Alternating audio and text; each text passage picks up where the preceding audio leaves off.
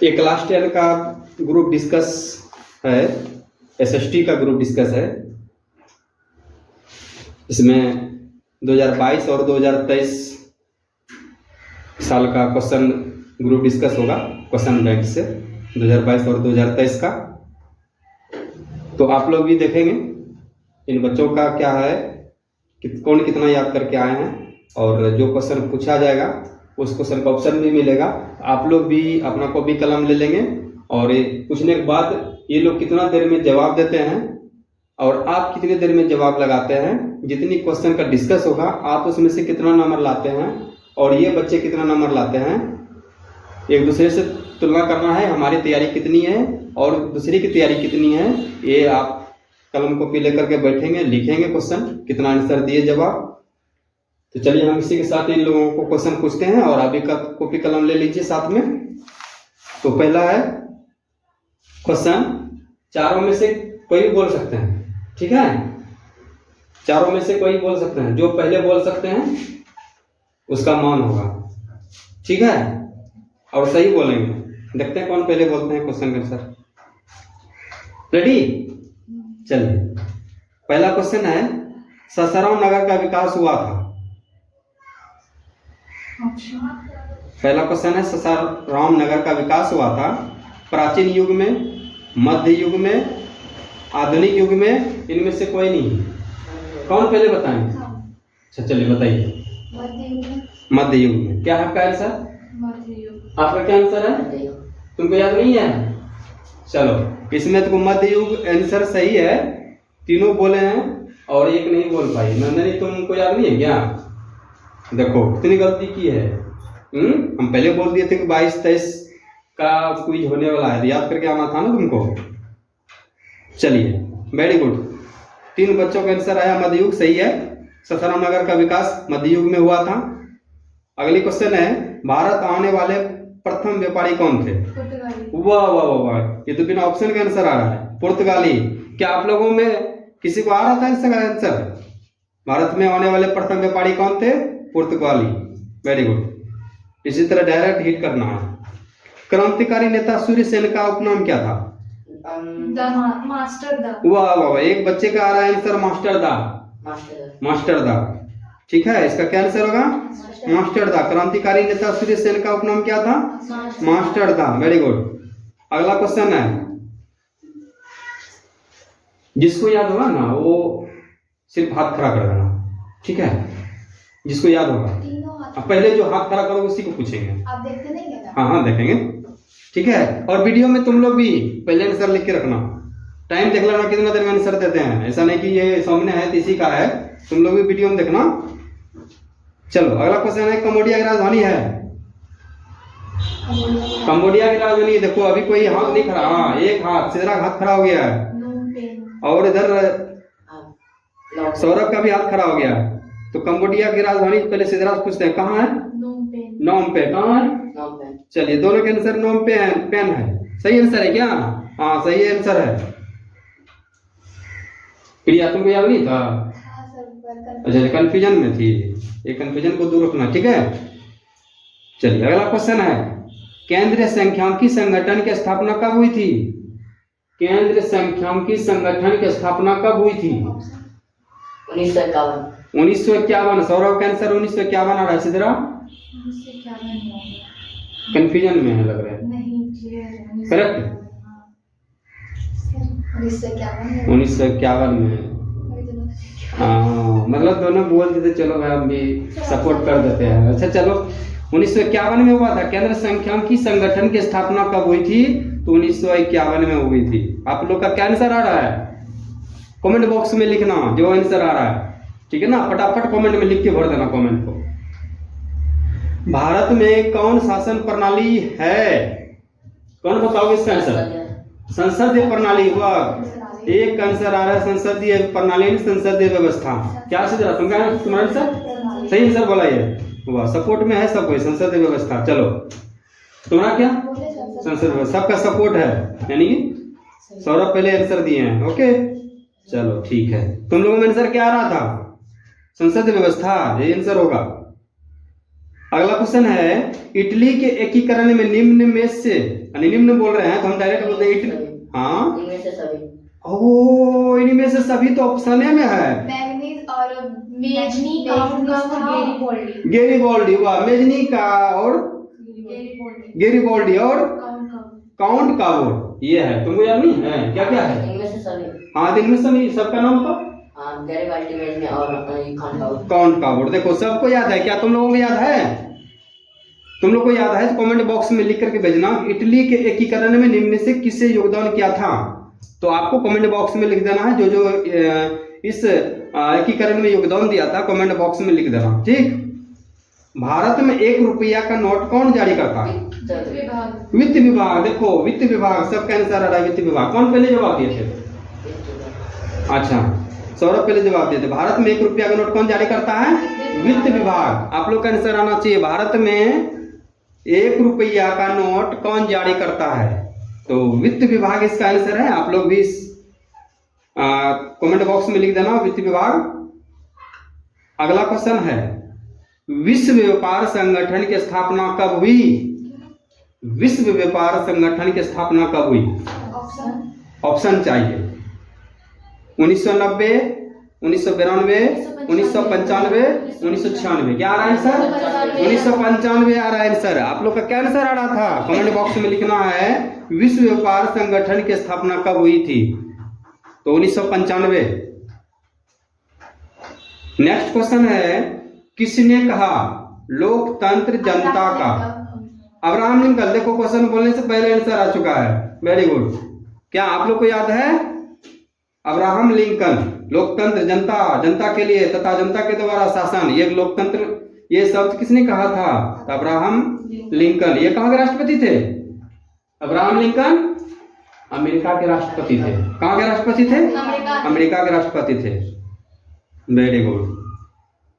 चलिए, एक क्वेश्चन है, दिसंबर 1929 ईस्वी में किस नदी के तट पर नेहरू जी द्वारा तिरंगा फहराया गया था? रावी नदी। हाँ, दिसंबर 1929 ईस्वी में कराए किस नदी के तट पर नेहरू जी द्वारा तिरंगा फहराया गया था? रावी नदी के तो किनारे, रावी नदी के तट पर क्या कहते हैं, नेहरू जी ने क्या फहराया था? तिरंगा झंडा। आपसे पूछेगा पहली बार तिरंगा झंडा कब फहराया गया था? अब बताइए। दिसंबर 1929 तिरंगा झंडा पहली बार कब फहराया गया था? दिसंबर 1929। कहाँ? रावी नदी के तट पर। ठीक है, क्वेश्चन को पलट देगा, क्वेश्चन को पलट देगा बोर्ड। यहाँ दिया है कि दिसंबर 1929 ईस्वी में किस नदी के तट पर नेहरू जी द्वारा तिरंगा फहराया गया, तो आपका आंसर आ रहा है रावी। अब यहाँ क्वेश्चन पलट देगा, नेहरू जी द्वारा तिरंगा झंडा किस नदी के तट पर कब फहराया था? ऐसे क्वेश्चन कर देगा, नेहरू जी के द्वारा तिरंगा झंडा कब और कहाँ फहराया गया था? दिसंबर 1929 है ना, दिसंबर 1929। 19 नहीं बोलना, 19 तो जलियांवाला हत्याकांड हुआ था। 13 दिसंबर था ना जलियांवाला? 13 अप्रैल था, 13 अप्रैल 1919। यहाँ 1929 है, दिसंबर 19 जलियांवाला बाग हत्याकांड, जिसमें बहुत भारतीय को मार दिया था अंग्रेज। क्या था वो उस अंग्रेज का नाम? क्या था जो मारा था?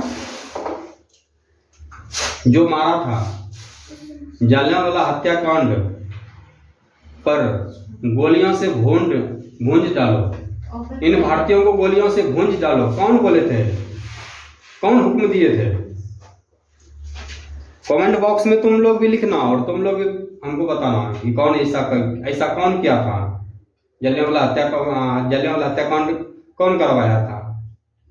ये हमको बताओगे, ठीक है? कमेंट बॉक्स में भी तुम लोग लिख के भेजोगे, ठीक है?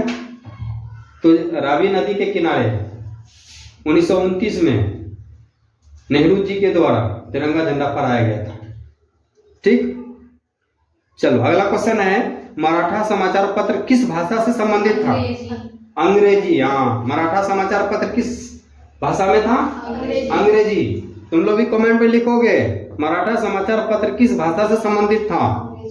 अंग्रेजी। नेक्स्ट क्वेश्चन है, अमृत बाजार पत्रिका के संपादक कौन थे? अमृत मोतीलाल घोष। हाँ, मोतीलाल घोष। अमृत बाजार पत्रिका के संपादक कौन थे? मोतीलाल घोष। तुम लोग भी कमेंट में लिखोगे अमृत बाजार पत्रिका के संपादक कौन थे, लिखोगे क्वेश्चन अमृत बाजार पत्रिका के संपादक कौन थे, आगे आंसर में लिखोगे जो उसका आंसर आएगा। कमेंट बॉक्स में लिखोगे, भर दोगे कमेंट बॉक्स में लिख के। ये नहीं कि इन बच्चों के लिए क्विज है, सबके लिए क्विज है। तुम लोग भी कमेंट बॉक्स में लिखोगे, पूरा एकदम याद कर, तुरंत होगा।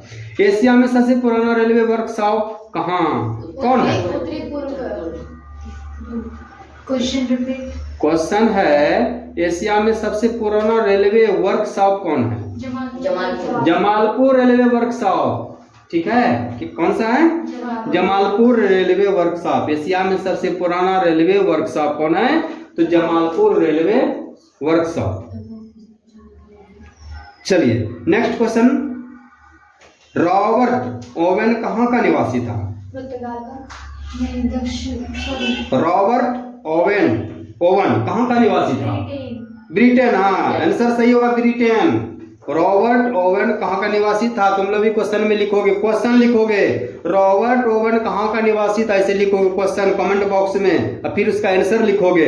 जो इसका आंसर है ब्रिटेन, क्वेश्चन लिखोगे उसके बाद आंसर लिखोगे, तब याद होगा।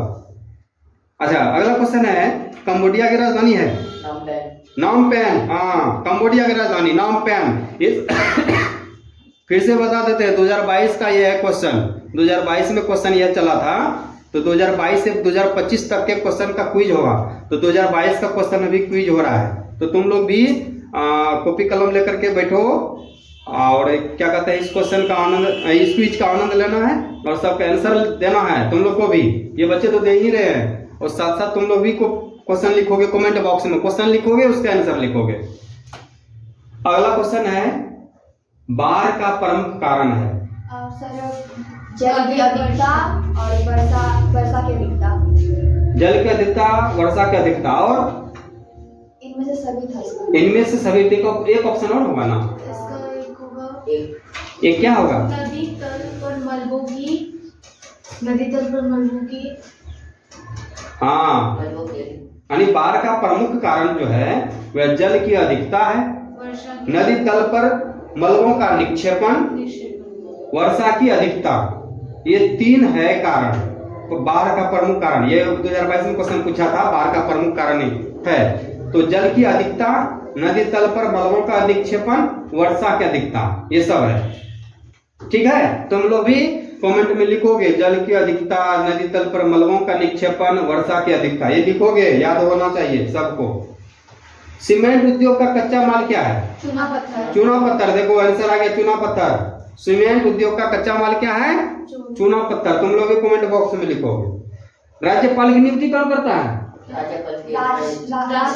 राष्ट्रपति। रो से राज्यपाल और रो से राष्ट्रपति। तो राज्यपाल का नियुक्ति कौन करता है? राष्ट्रपति करता है। Very good. स्थानीय स्वशासन राज्य के नीति निर्देशक सिद्धांत के किस अनुच्छेद में है? अनुच्छेद 40। देखो आंसर आ गया। तुम लोग भी लिखोगे कमेंट बॉक्स में, स्थानीय स्वशासन राज्य के नीति निर्देशक सिद्धांतों के किस अनुच्छेद में है? तो अनुच्छेद 40, ये याद रखना है। ठीक है। अच्छा, अगला क्वेश्चन देखो, ग्राम कचहरी में मुकदमे सुलझाए जाते हैं? दीवानी और फौजदारी। ग्राम कचहरी में मुकदमे सुलझाए जाते हैं, ए बी दोनों हो गया ना, दीवानी और फौजदारी। ये क्वेश्चन पूछा है 2022 में, याद रखना सब ये क्वेश्चन। अच्छा, प्रीवियस ईयर का क्वेश्चन रिपीट होता है, सबको मालूम है, इसलिए प्रीवियस ईयर 2022 से लेकर के 2025 तक के क्वेश्चन को देखना है, याद करना है। कम से कम क्वेश्चन 30 से तो जरूर ऊपर आ जाएगा। 30 क्वेश्चन 2022 से लेकर 2025 तक में अनुमान है कि 30 क्वेश्चन आ ही जाएगा। तो 2022 से लेकर 2025 तक के क्वेश्चन को देखना है, याद करना है, क्विज करना है। इसी तरह क्विज के माध्यम से अपना तैयारी करना है। तो तुम लोग बार बार इस वीडियो को देखोगे और कमेंट बॉक्स में लिखोगे, तो इस तरह से तुम्हारा भी क्विज हो जाएगा और यहाँ जो बच्चे बैठे हैं इसका भी क्विज होगा। अगर अगल बगल में कोई बच्चे हो तो वो भी इस क्विज में शामिल हो सकते हो। एक ये संडे स्पेशल क्विज चल रहा है, बाकी हम कोशिश करेंगे सुबह में 6 बजे से कोई क्विज होगा, तो अगर तुम लोगों में से अगर नज़दीक में कोई हो, यह स्थान है मायागंज हॉस्पिटल चौक, बड़ी खंजरपुर, कालीघाट रोड जाने वाला रास्ता जो है। तो यहाँ पे क्विज में अगर शामिल होना है तो शामिल हो सकते हो, कोई फीस नहीं लगेगा, आके यहाँ शामिल हो सकते हो, अपनी तैयारी को देख सकते हो कितनी मेरी तैयारी है, तो इस तैयारी में तुम भी अपना तैयारी देख सकते हो। कोई परेशानी नहीं कि किसी भी कोचिंग में पढ़ रहे हो, ऐसे कोई मतलब नहीं है। बस हम तुम लोगों का अच्छा तैयारी देखना चाहते हैं, तुम लोगों का अच्छा रिजल्ट देखना चाहते हैं, इस राज्य का नाम रोशन तुम लोगों को करना है, तो अच्छे तैयारी के साथ इस राज्य का रोशन नाम करना है। ठीक है। शाख का आधार क्या है? शाख का आधार क्या है? विश्वास। शाख का आधार क्या है? विश्वास है। शाख का आधार क्या है? विश्वास है। शाख का आधार तुम लोग भी कमेंट बॉक्स में लिखोगे शाख का आधार क्या है। जलवैरिण संबंधित था, जलवैरिण संबंधित था व्यापारियों से। आंसर आ गया है व्यापारियों से। जलवैरिण संबंधित था, तुम लोग भी कमेंट में लिखोगे क्वेश्चन जलवैरिण संबंधित था, इसका आंसर है व्यापारियों से। तुम लोग लिखोगे कमेंट बॉक्स में जलवैरिण संबंधित था व्यापारियों से। जर्मन राइन राज्य का निर्माण किसने किया था? नेपोलियन बोनापार्ट ने। क्या आंसर होगा? Napoleon Bonaparte. ठीक ना। जर्मन राइन राज्य का निर्माण किसने किया था? नेपोलियन बोनापार्ट ने। सबको याद होना चाहिए और तुम लोग भी कमेंट बॉक्स में लिखना है जर्मन राइन राज्य का निर्माण किसने किया था? Napoleon Bonaparte. श्रीलंका कब आजाद हुआ? 1849। श्रीलंका कब आजाद? 1948। कब हुआ था? 1948। देखो ये लोग कंफ्यूजन हो रहा है, तुम लोग कमेंट बॉक्स में लिख के भेजना, तुम लोग भी कंफ्यूजन हो रहा था। यहाँ क्वेश्चन है श्रीलंका कब आजाद हुआ था, तो कमेंट बॉक्स में इसका क्वेश्चन और इसका आंसर लिखना है 1948। सभी के कमेंट का इंतजार रहेगा, कौन कहाँ से कमेंट कर रहे हो हमको ये भी लिखोगे। अगल बगल में जो कमेंट लिखोगे तो वो भी दिखेगा, जो दूर से लिखोगे वो भी दिखेगा। दिखता है हमको, सबको है ना, सबका हमको कमेंट दिखेगा।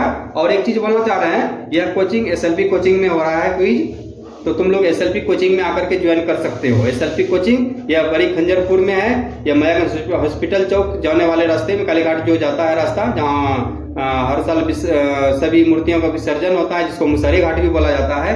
तो इसी जगह है यह एसएलपी कोचिंग सेंटर। यहाँ पे आकर के क्विज में भाग ले सकते हो विदाउट पैसे का, यानी कोई फी नहीं लगेगा। विदाउट फी का तुम इस क्विज में शामिल हो सकते हो और इसका आनंद ले सकते हो, अपनी तैयारी को ऊंचे चरम तक पहुंचा सकते हो।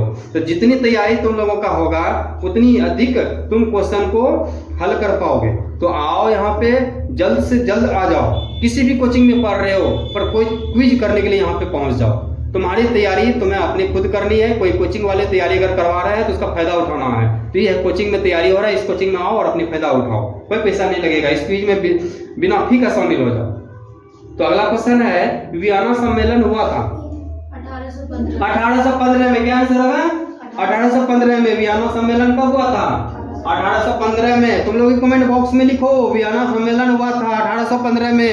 कमेंट बॉक्स में लिखो वियना सम्मेलन कब हुआ था। अब देखो, अब ये क्वेश्चन है कि लग रहा है कि अब की बार ये क्वेश्चन तो दे देगा हमको, जैसा लग रहा है। बाकी देखो, प्रथम पृथ्वी सम्मेलन कहाँ आयोजित हुआ? Rio de Janeiro. ये प्रथम पृथ्वी सम्मेलन, ये क्वेश्चन पूछ लेता है, इसलिए ये क्वेश्चन प्रथम पृथ्वी सम्मेलन कहाँ आयोजित हुआ? Rio de Janeiro. तुम लोग भी कमेंट बॉक्स में लिखोगे और तुम लोग इस क्वेश्चन को अच्छे से याद रखना, भूलना नहीं, ठीक है। ये क्वेश्चन हमारे ख्याल से ये क्वेश्चन रिपीट हो जाएगा, ठीक है ना। ये क्वेश्चन रिपीट कर देगा, इसकी कोई दूसरा भी पूछ रहा है। दूसरा सम्मेलन वो भी इसमें है, अगले 2023 में है, वो 2022 में है ना, 2023 में है। हम रियो डी जेनेरियो प्रथम सम्मेलन, द्वितीय सम्मेलन और कितना सम्मेलन हुआ है? तृतीय सम्मेलन, 3 सम्मेलन तक हुआ है ना।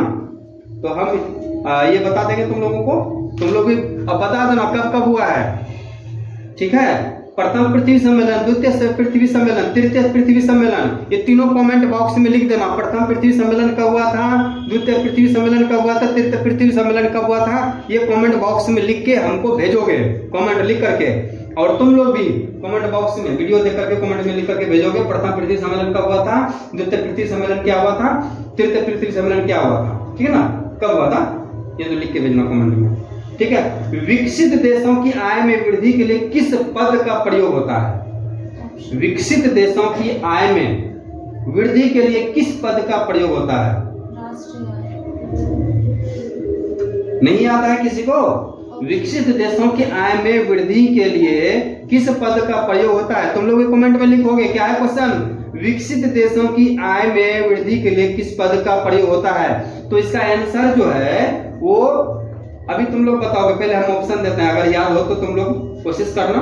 आर्थिक विकास है, आर्थिक वृद्धि है, समावेशी विकास। देखो याद है आंसर इन लोगों को, पर ऑप्शन डायरेक्ट याद नहीं था। क्या होगा? आर्थिक विधि। देखो ये लोगों का आंसर याद था, पर ये लोग कंफ्यूजन थे कि क्या बोले क्या नहीं, क्या बोले क्या नहीं। तो तुम लोग भी कंफ्यूजन था, अगर कंफ्यूजन है तो लिखना हाँ यस सर, अगर नहीं था कंफ्यूजन तो उसका आंसर लिखोगे। विकसित देश की आय में वृद्धि के लिए किस पद का प्रयोग होता है, ये कमेंट बॉक्स में इसका आंसर लिखोगे, क्वेश्चन भी लिखोगे, क्योंकि क्वेश्चन अगर लिखोगे तो उसका आंसर तो तुम्हारे दिमाग में बार बार चलेगा, तो बार बार चलेगा तो याद ही हो जाएगा। इसलिए क्वेश्चन लिखना है पहले, उसका फिर आंसर लिखना है, ताकि ये आंसर अच्छे से याद रहे, ठीक है। अगला क्वेश्चन है, गिर राष्ट्रीय उद्यान कहाँ है? गिर राष्ट्रीय उद्यान कहाँ है? गुजरात। गुजरात में। देखो आंसर सही है, तुम लोग कमेंट में बताओ आंसर सही है। गिर राष्ट्रीय उद्यान कहाँ है? तो यहाँ पे गुजरात आ रहा है। क्या तुम लोग में से सब सहमत हो? इसका आंसर सही है, सही आंसर इसका। देखो अभी प्रिया तुम बोलती हूँ तो पता चलता है तुम कंफ्यूजन में हो, नहीं? चलो सही बोलिए, ये गुजरात आंसर हो। गिर राष्ट्रीय उद्यान कहाँ है? गुजरात। देखो ये 4 ग्रुप है, यहाँ पे 4 ग्रुप नहीं है, 4 बच्चे हैं, 4 बच्चे आपस में डिस्कस कर रहे हैं और बच्चे आराम से घर में सो रहे हैं, ठीक है। ये 4 बच्चे को पूरा एकदम भूत सवार हो गया है कि हमको अब की बार मैट्रिक में अच्छा नंबर लाना है। ये 4 बच्चे अभी हाँ बोले कि सर हम क्विज करेंगे, तो हमको क्विज करवाइए, हम अच्छे से तैयारी करके आए हैं, हम अपनी तैयारी को देखना चाहते हैं कि कहाँ तक मेरा तैयारी हुआ है। हम अपनी तैयारी को देखते हुए फिर आगे हम, अगर मेरा कम तैयारी होगा तो और हम तैयारी करेंगे। ये लोग तैयारी दिन रात करते हैं, फिर भी इन लोगों को विश्वास नहीं हो रहा है कि हम तैयारी ज़्यादा कर रहे हैं। ये लोग अपना तैयारी देख रहे हैं कि हम कितनी तैयारी किए हैं। तो तुम लोग भी, अगर तुम लोगों को भी लग रहा है कि नहीं हम तैयारी किए हैं और लग रहा है कि हम तैयार नहीं हैं, तो तुम लोग भी इस क्विज में शामिल हो जाओ। देखो ये लोग क्विज जबरदस्ती करवा रहे हैं, सर हमसे क्विज करवाइए सर, हम अपना तैयारी देखना चाहते हैं, मेरा तैयारी कहाँ तक हुआ है। तो अगर तुम लोग भी देखना चाहते हो अपनी तैयारी का कि मेरा तैयारी क्या है, तो इस क्विज में शामिल हो जाना, ठीक है। ये पर डे सुबह 6 बजे हम रखे हैं क्विज, SLP कोचिंग है, यहाँ पे आना है और क्विज में शामिल हो जाना, ठीक। अगला क्वेश्चन है, वायु परिवहन का राष्ट्रीयकरण कब किया गया? वायु परिवहन का राष्ट्रीयकरण कब किया गया? ऑप्शन चाहिए। देखो क्या तुम लोगों को भी ऑप्शन चाहिए? कमेंट बॉक्स में लिखो, कमेंट बॉक्स में लिखो, वायु परिवहन का राष्ट्रीयकरण कब किया गया? 1938। देखो एक तो कोशिश कर रहे हैं, सिद्रा कोशिश कर रही थी पर कामयाब नहीं रही।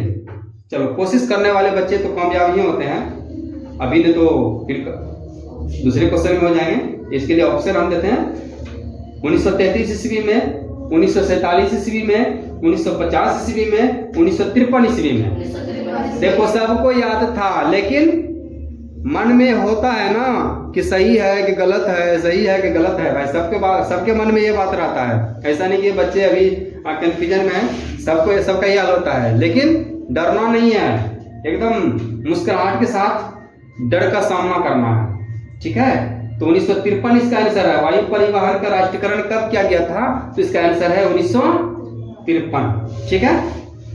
चलिए अगला क्वेश्चन पूछते हैं,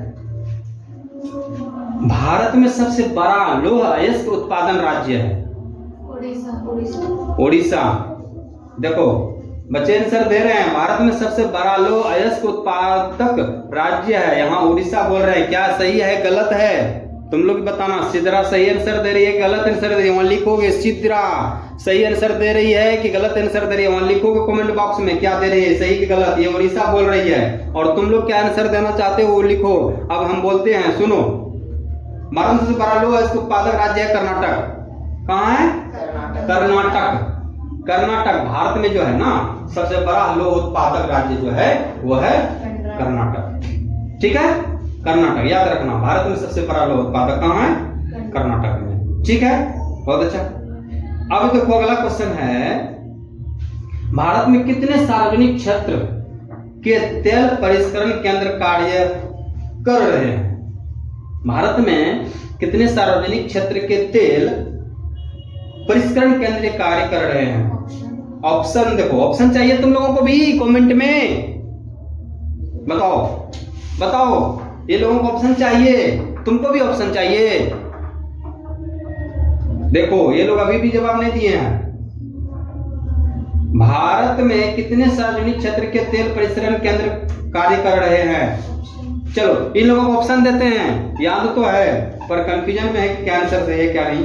तो ऑप्शन पहला है 15, दूसरा 16, तीसरा 18, तीसरा 20। देखो सबको याद था लेकिन बेचारे क्या कंफ्यूजन से परे थे, क्या होगा क्या नहीं। यही होता है एग्जाम में जो गलत हो जाता है, यही हो जाता है।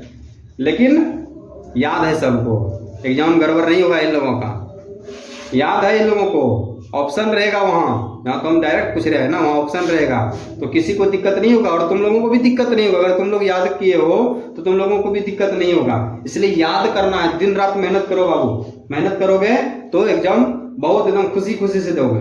भारत में कितने सार्वजनिक क्षेत्र के तेल परिष्करण केंद्र कार्य कर रहे हैं? 18। वेरी गुड, याद रखना है इसको।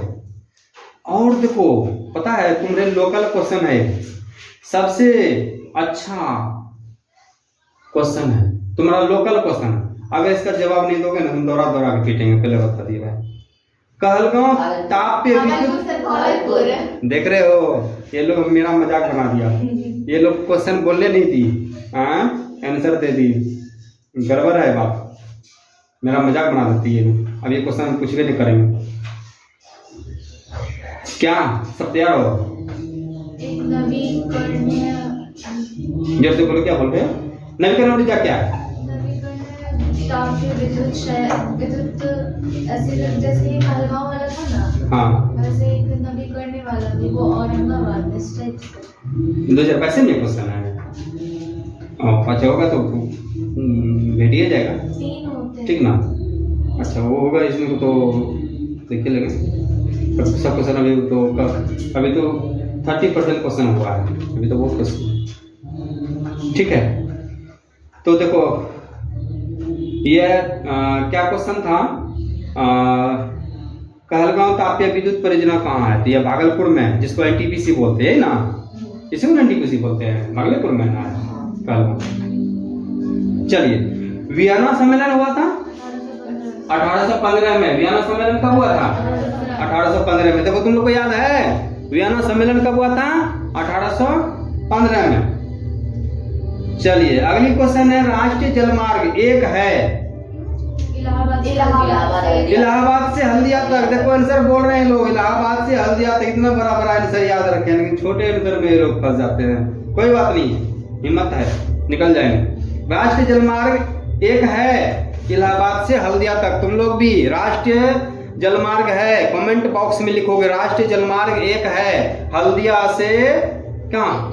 इलाहाबाद से हल्दिया तक। तुम लोग भी कमेंट बॉक्स में लिखोगे, यह क्वेश्चन बहुत इंपोर्टेंट है। राष्ट्रीय जलमार्ग एक है इलाहाबाद से हल्दिया तक। कमेंट बॉक्स में तुम लोग लिखोगे इसका आंसर और क्वेश्चन दोनों, ताकि याद रहे।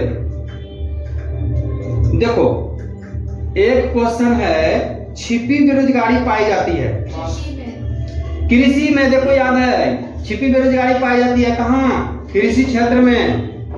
तुम लोग को अगर याद है तो छिपी बेरोजगारी पाई जाती है, कमेंट बॉक्स में लिखोगे छिपी बेरोजगारी पाई जाती है कृषि क्षेत्र में, आंसर लिखोगे। देखो अगला क्वेश्चन है, भारत का सबसे छोटा रेलवे क्षेत्र कौन है? देखो सबको याद है उत्तर पूर्वी रेलवे। भारत का सबसे छोटा रेलवे, भारत का सबसे छोटा रेलवे क्षेत्र कौन है? उत्तरी पूर्वी रेलवे, उत्तरी पूर्वी रेलवे। अगर तुम लोग को याद है तो कमेंट बॉक्स में लिखोगे भारत का सबसे छोटा रेलवे क्षेत्र कौन है? उत्तर पूर्वी रेलवे। जितना लिखोगे उतना याद होगा, इसलिए बार बार लिखना है कमेंट बॉक्स में। सभी क्वेश्चनों को बार बार लिखना है ताकि याद रहे, लिखते रहना है क्वेश्चन को, आंसर उसका भी लिखते रहना है कमेंट बॉक्स में।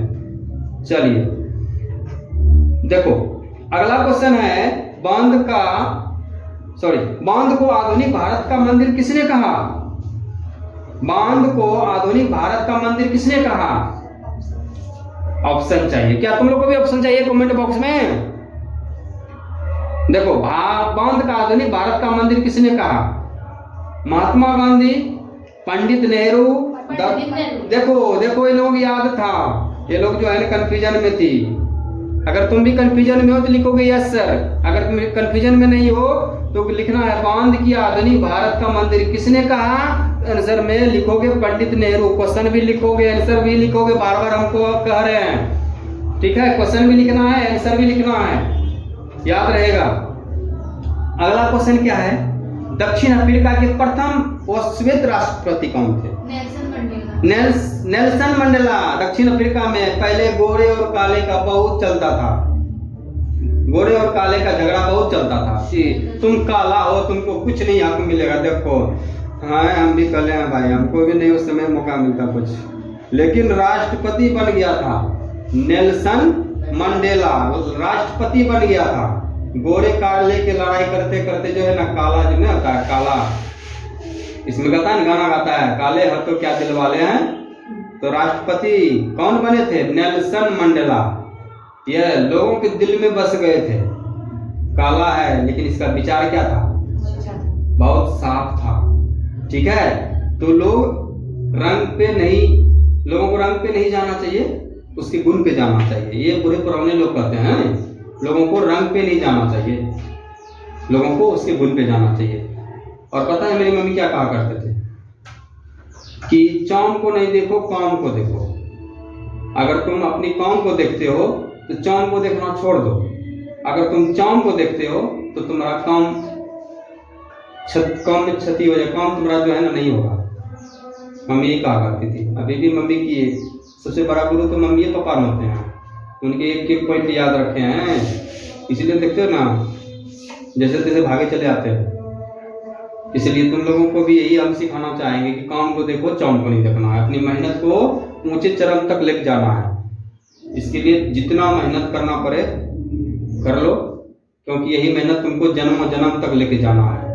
नौकरी जब कर लगेगा तो यही मार्कशीट लेकर के तुमको दौड़ना है वहाँ पे।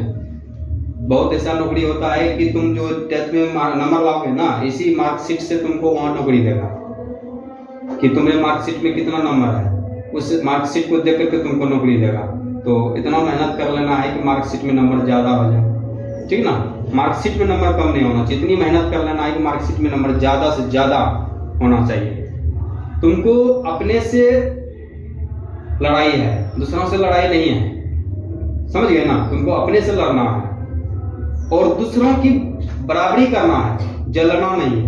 नहीं होता है कि कोई बच्चे पढ़ने में तेज है तो उसको देख के जलने लगे, ये नहीं, जलना नहीं है, बराबरी करना है, उसके बराबर में पहुंचना है। तो इसी बहाने तुम्हारा तैयारी भी हो जाएगा। लड़ाई नहीं करना है, तैयारी करना है, समझ गए ना। तो यही सिद्धांत के साथ चलना है कि चाम नहीं, हमें काम देखना है, समझ गए ना। तो अगला क्वेश्चन है, मोड़ मुगाओ बंदरगाह कहाँ है? ऑप्शन चाहिए। क्या तुम लोग को भी चाहिए कमेंट बॉक्स में ऑप्शन? मोर मुगाओ बंदरगाह कहाँ है? गोवा में। देखो याद है, मोर मुगाओ, मुगाओ गोवा, मोर मुगाओ गोवा, मुगाओ गोवा, मोर मुगाओ गोवा, मोर मुगाओ बंदरगाह कहाँ है? गोवा में। जैसे मोर मुगाओ आएगा तो वहां पे बोल देना गोवा, ऑप्शन में रहेगा ना, मोर मुगाओ गोवा, ठीक है। ठीक है, याद कर लेना। मोर मुगाओ बंदरगाह कहाँ है? गोवा में। चलिए, हाँ, एक क्वेश्चन है, हीराकुंड बांध यानी कि हीराकुंड परियोजना किस नदी पर है?